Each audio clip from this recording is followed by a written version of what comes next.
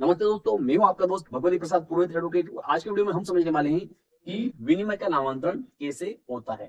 तो इसके लिए सबसे पहले हमें यह समझना होगा कि विनिमय किसे कहा जाता है। तो देखिए, विनिमय जो है यह एक संपत्ति के अंतरण का ही रूप है, लेकिन उसको हम ऐसे समझेंगे कि जैसे मान लेते हैं कि यह ए नाम का एक व्यक्ति है, ठीक है, और यह एक बी नाम का व्यक्ति है।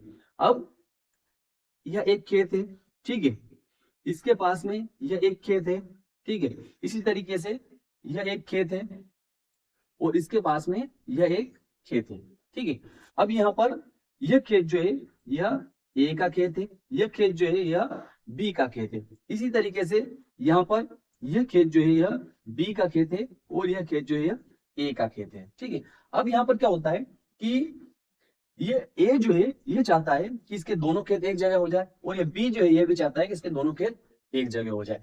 तो देखिए, इसके लिए क्या होगा कि या तो ये बी जो है ये इन दोनों खेतों को रख ले, अर्थात ये बी का एक खेत तो इसका है ही सही, और ये खेत जो है यह बी ले ले और इस खेत के बदले या इस ए को यह खेत दे दे, ठीक है। अगर ये दोनों लोग जो है इसके लिए सहमत है, अर्थात ये ए जो है यह उठ के यहाँ आ जाएगा, ठीक है, और ये बी जो है ये यहाँ से उठकर कहाँ चला जाएगा, यहाँ पर चला जाएगा, अर्थात इसका खेत ये यहाँ पर आ गया, ठीक है, और इसका खेत जो है ए का खेत ये यहाँ पर आ गया। इस तरीके से अगर खेत की अदला बदली रहती है या संपत्ति की जो अदला बदली रहती है उसको विनिमय कहा जाता है, अर्थात उसको एक्सचेंज कहा जाता है। तो इसके लिए जो होता है वह क्या होता है, एक विनिमय विलेय होता है। क्या होता है? एक विनिमय विलेय होता है। तो इसका रजिस्ट्रेशन कंपलसरी है, अर्थात इसकी रजिस्ट्री जरूरी है उपपंजीय कार्यालय में, है ना। उपपंजीय कार्यालय में इसकी रजिस्ट्री जरूरी है। रजिस्ट्री होने के बाद में उसका नामांतरण भी जरूरी है। तो नामांतरण कहाँ पर होता है? तो नामांतरण जैसे रजिस्ट्री का नामांतरण होता है वैसे ही तहसीलदार के यहाँ पर नामांतरण होता है। कौन सी धारा में? 109 और 110 एमपीएलआरसी में। 109 110 एमपीएलआरसी में इसका नामांतरण होता है।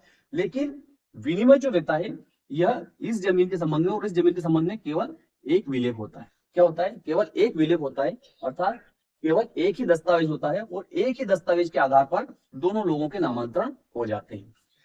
जैसे विनिमय का एक विलेख हुआ है, ठीक है, कहां पर हुआ? रजिस्ट्रार के यहाँ हुआ। तो उसके आधार पर दोनों में से कोई भी एक पार्टी या दोनों पार्टी एक साथ में मिलकर के तहसीलदार के यहाँ पर नामांतरण का आवेदन दे सकते हैं। इसको लोक सेवा गारंटी के माध्यम से भी दर्ज करवाया जा सकता है और तहसीलदार को वहां पर भिजवाया जा सकता है। जब तहसीलदार के यहाँ पर नामांतरण का आवेदन जाएगा तो उस पर से हितग्राही पक्षकारों को सूचना दी जाएगी और उसके बाद में उसकी संक्षिप्त सुनवाई करने के बाद में तहसीलदार के द्वारा इन दोनों जमीन पर, अर्थात ये जमीन जो है, जैसे ये वाला खेत जो है ये तो इसके नाम पर, बी के नाम पर ही सही, तो ये ए का जो खेत है ये बी के नाम पर कर दिया जाएगा और यह ए जो है ए जो है इसका खेत ये तो है सही इसके नाम पर, और यह बी का जो खेत है यह इस ए के नाम पर कर दिया जाएगा। अर्थात ये दोनों खेत जो है इस ए के हो जाएंगे और इसी तरीके से ये दोनों खेत जो है बी के नाम पर हो जाएंगे। लेकिन सबसे महत्वपूर्ण बात इसमें ये है कि इसका विलेख जो होता है, इसका दस्तावेज जो होता है वो केवल एक ही दस्तावेज होता है और उस एक ही दस्तावेज में ये लिखा जाता है कि मेरा ये खेत जो है